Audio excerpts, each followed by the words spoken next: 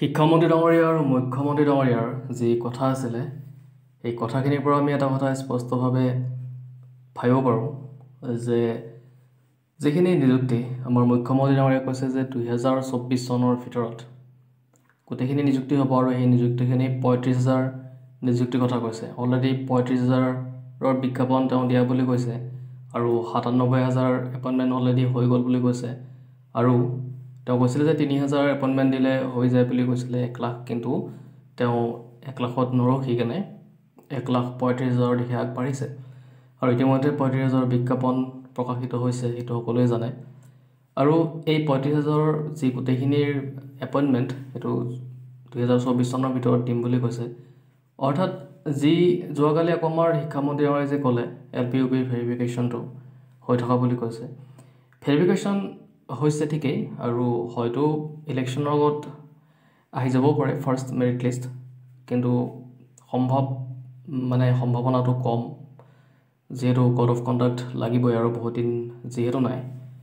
তেনেকৈ ক'ব গ'লে বাৰু যদি মেৰিট লিষ্ট কিবাখন ওলায়ো তেতিয়াহ'লে নিযুক্তিবিলাক কিন্তু ইলেকশ্যনৰ পিছতেই হ'ব। অৰ্থাৎ 2024 চনৰ আপোনালোকে ধৰিব পাৰে যে জুলাইৰ পিছৰ ভাগত LPUPৰ বিশেষকৈ নিযুক্তি আৰু জুন জুলাই ভাগত GTPGTৰ ক্ষেত্ৰত যি আপোনালোকৰ পৰীক্ষাৰ কাৰণে আবেদন, সেই আবেদনখিনি হ'ব, কিন্তু পৰীক্ষাবিলাক হয়তো আগষ্ট বা ছেপ্টেম্বৰ তেনেকুৱাত হয়তো হ'ব পাৰে। আৰু তেনেকুৱা হ'লে তাৰপিছত লাষ্টত হ'লে এইখিনিৰ GTPGTৰ ক্ষেত্ৰত যিখিনি নিযুক্তি প্ৰক্ৰিয়াখিনি শেষৰ পিনে হ'ব পাৰে, কিন্তু LPUPৰ ক্ষেত্ৰত হয়তো জুলাই মান পাবগৈ। আৰু বাকী পুলিচৰ কথাটো জানে আপোনালোকে যে পুলিচৰ জুলাই মাহত দৌৰ আছে, ইণ্টাৰভিউ আছে আৰু সেই ইণ্টাৰভিউৰ পিছত তেওঁলোকৰ এপইণ্টমেণ্ট সময়টো লাগিবই অকণমান, কাৰণ তেওঁলোকৰো যিহেতু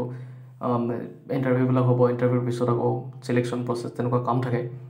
ক'ব গ'লে 2024 চনৰ শেষৰ ফালেই নিযুক্তিবিলাক হ'ব, হয়তো LPUPৰ নিযুক্তি অলপ আগতো হ'ব পাৰে,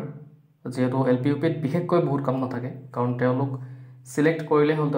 তেওঁলোকৰ যিহেতু কোনো ধৰণৰ এক্সাম নাথাকে, কিন্তু বাকীবিলাকৰ ক্ষেত্ৰত এক্সাম থাকে, তেওঁলোকে এক্সাম দিব লগা হয়। GTPGT হওক বা পুলিচেই হওক বা ADRই হওক, তেওঁলোকে এটা পৰীক্ষা দিব লাগিব আৰু বাকীবিলাকৰ এডভাৰটাইজ হ'ল, অনলাইন প্ৰক্ৰিয়াও হ'ল যেনিবা, কিন্তু আপোনালোকৰ GTPGTৰ ক্ষেত্ৰত কিন্তু এতিয়ালৈকে অনলাইন প্ৰক্ৰিয়া হোৱা নাই। আৰু সেইটো যদি এতিয়াই হৈ যায়, অনলাইন প্ৰক্ৰিয়াবিলাক যদি ইলেকশ্যনৰ আগত হৈ যায়, যাৰ সম্ভাৱনা যথেষ্টখিনি কম, হ'লে ইফালে আপোনাৰ জুলাই মানত তেতিয়া ধৰক পৰীক্ষাটো আশা কৰিব পাৰিলেহেঁতেন, টেট কাম ৰিক্ৰুটমেণ্ট টেষ্ট। কিন্তু বৰ্তমানলৈকে যিহেতু তেওঁলোকৰ আবেদনে হোৱা নাই,